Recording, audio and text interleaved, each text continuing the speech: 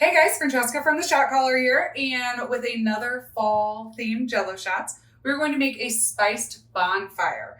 So all you're gonna need is some apple cider, some Fireball whiskey, and we're gonna use cherry Jello.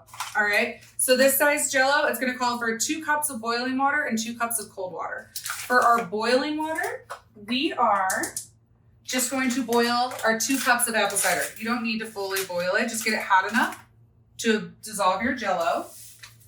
So we're gonna pour that in there. Okay, so once you have your Jello dissolved in your apple cider, you're just gonna take it off the stove. And then we are just gonna add 2 cups Fireball whiskey. This is the easiest shot. It's gonna literally taste like fall in a Jello shot. And I'm so excited.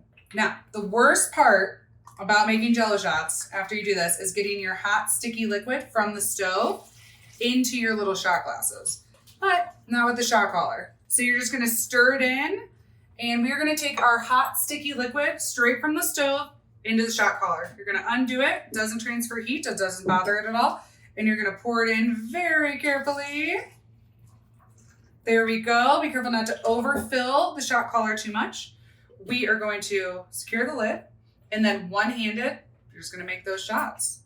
All right. That's what we like to see. When you push down, it fills. When you lift it up, it stops.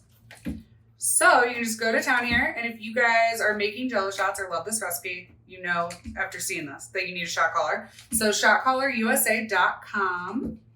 It's only $39.99 right now, new introductory offer. All right, we're gonna get these filled up. And then we're gonna top these cuties off with a little cinnamon stick, put them in the fridge. We'll have like a little handle when your friends go to take these. All right, happy fall, guys. Cheers.